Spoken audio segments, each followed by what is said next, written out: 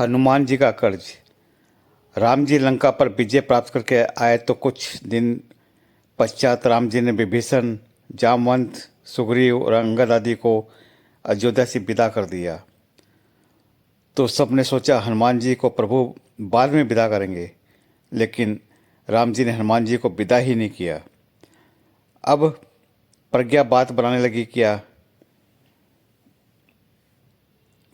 सब चले गए परंतु अयोध्या से हनुमान जी नहीं गए।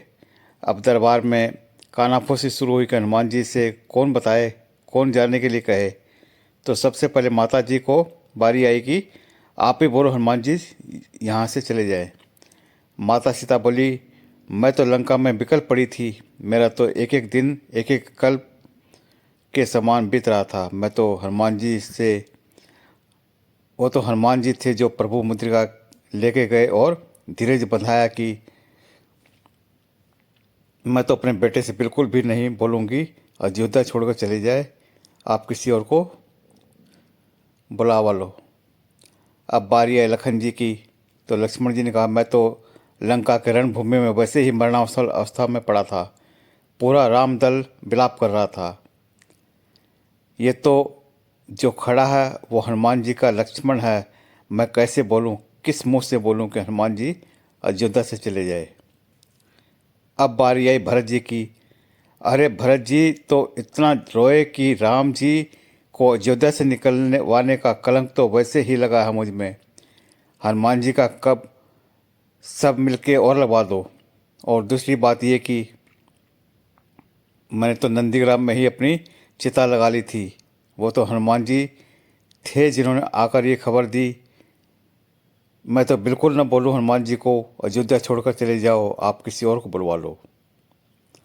अब बचा कौन, सिर्फ शत्रुघ्न भैया। जैसे ही सबने उनकी तरफ देखा तो शत्रुघ्न भैया बोल पड़े, मैंने तो पूरी रामायण में कहीं नहीं बोला, मैं आज ही क्यों बुलवा रहे हो, और वो भी हनुमान जी को अयोध्या से निकलवाने के लिए, जिन्होंने माता सीता, लक्ष्मण भैया, भरत भैया सबके प्राणों को संकट से उबारा हो। किसी अच्छे काम के लिए कहते बोल भी देता, मैं तो बिल्कुल भी ना बोलूं। अब बचे तो मेरे रामचंद्र सरकार, राघवेंद्र सरकार। माता सीता ने कहा, प्रभु आप तो तीनों लोकों के स्वामी हो, और देखती हूँ आप हनुमान जी से सकुचाते हैं, और आप खुद भी कहते हो कि आखिर आप के लिए क्या आदेश है प्रभु।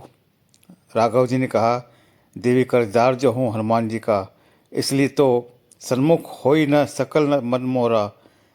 देवी हनुमान जी का कर्जा उतारना आसान नहीं है, इतनी समर्पण राम में नहीं जो राम नाम में है।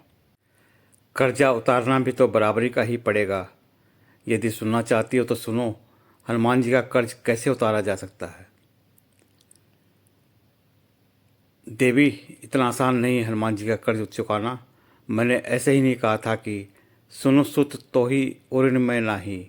मैंने बहुत सोच विचार कर कहा था, लेकिन यदि आप कहती हो तो कल राज्यसभा में बोलूँगा कि हनुमान जी को भी कुछ मांग ले। दूसरे दिन राज्यसभा में सब एकत्र हुए। सब बड़े उत्सुक थे कि हनुमान जी क्या मांगेंगे और राम जी क्या देंगे। राघव जी ने कहा, हनुमान सब लोगों ने मेरी बहुत सहायता की और मैंने सबको कोई न कोई पद दे दिया। विभीषण और सुग्रीव को क्रमशः लंका और कृणकंथा का राजपद, अंगद को युवराज पद, तो तुम भी अपनी इच्छा बताओ। हनुमान जी बोले, प्रभु आपने जितने नाम गिनाए उन सबको एक एक पद मिला है, और आप कहते हो तब मम प्रिय लक्ष्मण से दुना, तो फिर यदि मैं 2 पद मांगूँ तो। सब लोग सोचने लगे, बात तो हनुमान जी भी ठीक ही कह रहे हैं। राम जी ने कहा, ठीक है मांग लो। सब लोग बहुत खुश हुए कि आज हनुमान जी का कर्ज चुकता हो जाएगा। हनुमान जी ने कहा, प्रभु जो पद आपने सबको दिए हैं उनके पद में राजमद हो सकता है, तो मुझे उस तरह के पद नहीं चाहिए जिसमें राजमद की शंका हो। तो फिर आपको कौन सा पद चाहिए। हनुमान जी ने राम जी के दोनों चरण पकड़ लिए। प्रभु हनुमान जी को तो बस यही तो 2 पद चाहिए।